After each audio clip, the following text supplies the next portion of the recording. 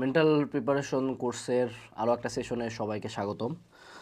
আজকের সেশনের আলোচনার বিষয় হলো যে এক্সামের আগে যদি আমি পড়তে না পারি তাহলে কি করব। বিষয়টা এমন না যে আমি তোমাকে পড়তে দিতেছি না, মাঝে মধ্যে এমন ঝামেলা হয়, কিছু স্টুডেন্ট আমরা পাই ও সারা বছর ধুমায়া পড়ছে, ঠিক আছে, কিন্তু এক্সাম যত আগায় ওর পড়াটা ব্যস্তানুপাতিক হারে কমতে থাকে। পরীক্ষার আগেও এমনই প্যানিকে পড়ে যায় যেই প্যানিকের কারণে ওর এক্সামটাই খারাপ হয়ে যায়, মানে ও ইনাফ পড়াশোনা করে নাই, কারণ ও পড়তে যখনই ধরে প্যানিক লাগে। এবং এই সিচুয়েশনটা আরও বেশি হয় মিডিয়াম এবং লোয়ার ক্যালিবার স্টুডেন্টদের জন্য, কারণ ওদের কিন্তু অনেক পড়া বাকি থাকে, তো এক্সামের আগে টানতে চায়। এখন যদি পড়তেই না পারি আতঙ্কের কারণে, তো আসলে টানার অপশনটা আসতেছে না এখানে, তাই না? তো প্রথমত আমি একটা কথা তোমাকে বলতে পারি, এক্সামের আগে ভয় লাগার ব্যাপারটা দিস ইজ ভেরি নর্মাল ভাই। তুমি আমারে দেখো, আমি যখন এইচএসসিতে বোর্ড ফার্স্ট হয়েছি তখন তো আসলে আমি অবশ্যই সেন্টারে আমার চেয়ে ভালো কেউ এক্সাম দেয় নাই, তারপরেও প্রতিদিন সকালে ভয় লাগতো। ইভেন আমার এক্সামের আগের ভয় এতটাই এক্সট্রিম ছিল যে প্রত্যেক এক্সামের আগে আমার বিনা কারণে বমি লাগে, সকালবেলা তীব্র বমি লাগে। এমন না যে বমি হবে, জাস্ট উকাচ্ছি, কেন যে ভয়ের কারণে। তো এই যে ব্যাপারটা আমার হইতো, তারপরে কি আমি ভালো স্টুডেন্ট ছিলাম না? ছিলাম। তো তো প্রথমত এইটা নিয়ে এত চিন্তা করবা না, এটাকে প্রবলেম হিসাবে দেখবা না যে ওরে বাবারে বাবা আমার ভয় লাগতেছে। কেউ যদি একান্ত মানে পাগল না হয়, হ্যাঁ, আর কেউ যদি একদম ধরে নেয় যে আমার ফেল হবেই, সে বাদে প্রত্যেকেরই এক্সামের আগে ভয় লাগবে, এটা নর্মাল। এরপরে হলো 2 নম্বর পয়েন্ট, ডি ক্লাটার। তোমার এক্সামের আগে ভয় লাগে 2 রিজনে। এক হলো যে এক্সাম, 2 হইলো যে তুমি কি পড়বা এটা তুমি জানো না। বিশেষ করে আমাদের টেবিলটা খুব জাউরা টেবিল, এই জায়গাটার দিকে তাকাও, এখানে 2টা মাত্র জিনিস রাখা আছে, আমি জানি যে আমার ফোকাস গেলে এই 2টাতে যাবে। এখন ধরো এইখানে আরও 10টা বই, এখানে আরও 10টা বই, এখানে আরও 10টা বই, তার উপরে থাকের মধ্যে বই, সাইডে আরও বই, এখানে নোট, এখানে শিট, আউলাই ছেলে। এখন তোমার ব্রেন খুব সিম্পলি চিন্তা করে, সাবকনশিয়াস মাইন্ডে কিন্তু, নট কনশিয়াস। সাবকনশিয়াসও দেখতেছে এত কিছু পড়তে হবে, ওরে বাপরে বাপ।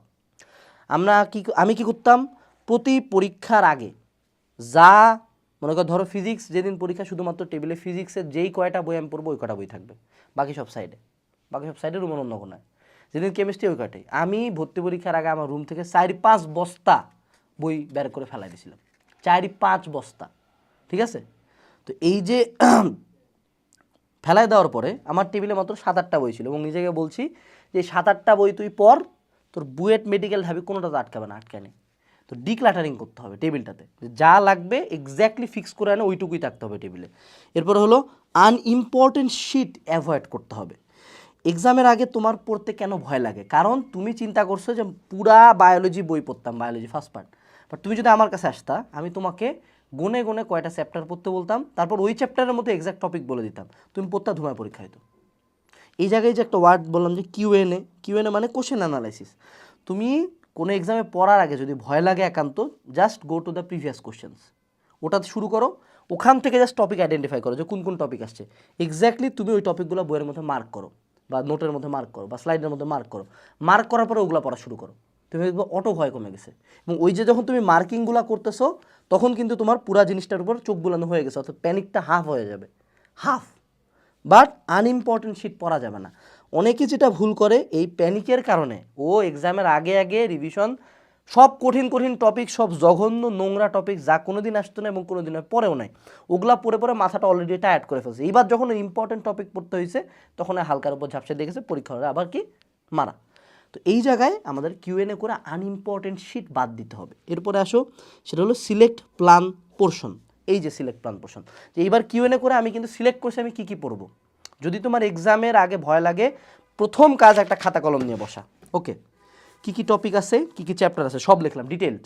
দেন আচ্ছা, আমাকে টোটাল 20 টপিক্স পড়তে হবে, আমার হাতে 3 দিন টাইম আছে রিভিশনের। ওকে ঠিক আছে, আচ্ছা 3 দিনে তাহলে দিনে কটা করে টপিক পড়ে, গড়ে 7টা করে টপিক আমাকে রেগুলারলি শেষ করতে হবে। প্রথম দিকে আমি কি করব, এক্সামের আগে রিভিশনের জন্য প্রথম দিকে তো আমাকে পড়তে হবে হলো এমন টপিক যেটা আমার মোটামুটি খেয়াল থাকে, তাই না? কারণ আমি এটা 3 দিন পরে এটা পরীক্ষার হলে লিখবো। সো প্রথম দিকে আমার খেয়াল থাকা টপিকগুলো লিখলাম, লাস্টের দিকে যে টপিকটা আমার খেয়াল থাকে না সেটা আমি রিভিশন দেবো। সুন্দর মতো টাইম ভাগ করে দিলাম যে প্রতিদিনে কী কী টপিক পড়বো। দেন এক্স্যাক্টলি ওখান থেকে আরও ভাগ করব, যে 7টা টপিকের মধ্যে সকালবেলা হইলো নদী নৌকার ম্যাথ এবং হলো ম্যাট্রিক্সের বিপরীত ম্যাট্রিক্স। তারপরে বিকালবেলা আমি পড়বো হইলো গিয়া ইংলিশের 2টা মডেল টেস্ট করবো, এবং তার পরবর্তীতে আমি এমসিকিউ সলভ করবো। এরকম এক্স্যাক্ট রিটেন একটা প্ল্যান বানাও, তোমার ব্রেন তখনই স্ট্রেসড হয় যখন ও কোনো কিছু অর্গানাইজড হতে পায় না, ও এক্স্যাক্টলি জানে না কী করবে। তো এই জিনিসটা লিখে বানাও।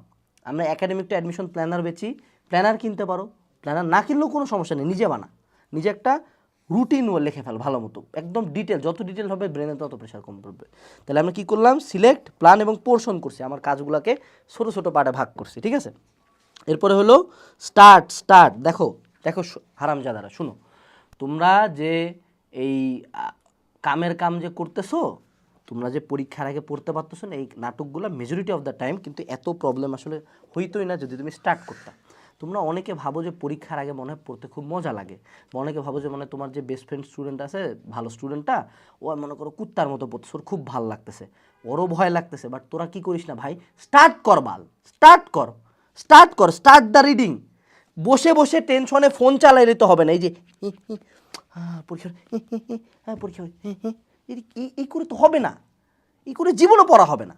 পরীক্ষার আগে ভয়, পড়তে না পারা, এগুলো নাটক। স্টার্ট কর। 90% স্টুডেন্ট যারা ভিডিওটা দেখতেছিস, এই ভিডিওতে ক্লিক করছিস মানে তো সমস্যা আছে। তোর এক্সামের আগে পড়া না হওয়ার মূল রিজন হলো তুই স্টার্টই করিস নাই। তো 10টা চ্যাপ্টার বাকি, আগে 2টা তো শেষ করবে, পরীক্ষার আগে 5টা পড়ে যা, বাকি 5টার কোশ্চেন তা মারা খাইলি, তুই 10টার একটাও পড়বি না, তারপর পরীক্ষায় ফেল করবি, এটা তো বেয়ায় আপনা। আমার কথা হলো মেন্টালিটি যে best run, if I die, মানে পরীক্ষার আগে স্টার্ট করতে হবে। প্রথমত পড়া আগে স্টার্ট কর, দেখ প্যানিক অনেকটা কমে যাবে। তারপর পড়া কিছুটা কমপ্লিট করে আরও কমবে। এবং আমি যেটা চিন্তা করি, অনেক পরীক্ষার আগে, ভার্সিটি লাইফে তো অত বেশি পড়া যায় না, পরীক্ষার আগে মেজরিটি মানুষ পড়ে, তো তখন আমরা আগের রাতে হলো ডেথ মোডে চলে যাই, যে মরলে মরবো, পড়া শেষ করে এই কোর্সে পাস লাগবেই, পাস হয়। কে আজ যে আল্লাহ এত পড়া বাকি কী করব, এই নাটক করতে গেলে হবে না, স্টার্ট করতে হবে। প্রথমত যদি পরীক্ষার আগে পড়তে ভয় লাগে, আগে পড়, আগে স্টার্ট কর, তারপর টেকনিক ফেলা এতগুলা, বুঝছিস? তোরা স্টার্টটাই করিস না, স্টার্ট না করে এই করতে থাকে। এরপর হলো সাপোর্টিভ প্যারালাল ফ্রেন্ড। আমরা মানুষ হিসাবে সামাজিক জীব, আমাদের যদি একটা সাপোর্টিভ ফ্রেন্ড থাকে, মানে আমার সাথে যেমন আমি আর তো না পুরো ভার্সিটি লাইফ পার করতেছি একসাথে, তো দেখা যায় যে প্রতিটা এক্সামের আগে আমি ওর কাছে 1-2 ঘন্টা পর আপডেট নিই। তো তখন জিহাদ ছিল এইচএসসি লাইফে, স্কুল লাইফেও ছিল, তো আমরা কন্টিনিউয়াসলি কানেক্টেড থাকি, যে মা তুই কয়টা চ্যাপ্টার পড়লি, কী কী পড়া হলো, দেন আমি বলে আমার এগুলো হলো, তোর এগুলো হলো। এই যে কনস্ট্যান্টলি আমরা দুজন কানেক্টেড আছি, কথা বলছি, নট মাইয়া পোলা মায়া মেলে রিলেশন করিস না, এটা তো হয় না। বাট একটা সাপোর্টিভ প্যারালাল ফ্রেন্ড, ও যদি পড়া শুরু করে, এটা কাইন্ড অফ কম্পিটিশন হোক, এটা কাইন্ড অফ ও করতেছে আমিও করব, ও পারলে আমিও পারবো, এই থিম থেকে হইলেও আমাদের পড়াটা আগাইতে থাকে, ঠিক আছে। তো এই কাজটা করবা, যে একটা সাপোর্টিভ প্যারালাল ফ্রেন্ড বানাইতে পারবা। এমন আবার কোনো ফ্রেন্ড বানানো যে হলো মেলা ভালো স্টুডেন্ট, তখন তুমি ডিপ্রেশনে পড়ে যাবা। তোমার কাছাকাছি লেভেলের একটা স্টুডেন্ট যারা জাস্ট এক্সামের আগে কানেক্টেড থাকবে, যে কতদূর পড়া হয়েছে, কী পড়তেছে, ঠিক আছে। এরপরে লাস্ট পয়েন্ট, সেটা হলো এক্সামের আগে পড়তে না পারার একটা বড় রিজন হলো কনফিডেন্স এবং সেলফ টক তোমরা দাও না। আমি কনস্ট্যান্টলি রেগুলারলি নিজেকে একটা কথা বারবার বলি, তুমি এই পারো, তুমি বেস্ট, তোমার এটা কোয়ালিটি আছে, এটা হবে ওইটা হবে, এবং কনস্ট্যান্টলি ভর্তি পরীক্ষার সময়, একাডেমিকের সময় বলতাম যে এই সেন্টারে তোর চেয়ে ভালো কোনো স্টুডেন্ট নাই, তুই অলরেডি গোল্ডেন পাচ্ছিস, প্লাস পাচ্ছিস, তুই জাস্ট পজিশনটা আগা। এই ছোটোখাটো কনফিডেন্সের সেলফ টকগুলো যদি তোমরা নিজেরা দিতে, এমন না জোরে জোরে কবা, মানুষে পাগল কবে, মনে মনে নিজেকে বুঝাইতে হবে। কারণ তোমার সবচেয়ে বড় সাপোর্ট কে জানো?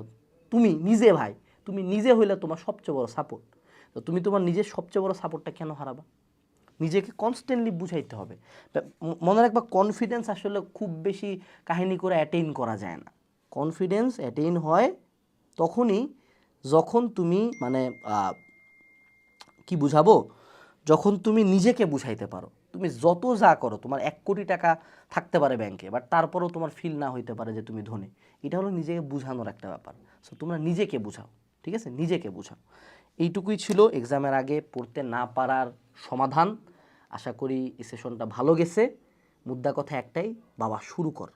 কারোই পড়তে যে নির্ভীক কেউ না, বাট ভয় সত্ত্বেও পড়তে হবে। এটুকুই ছিল। টাটা।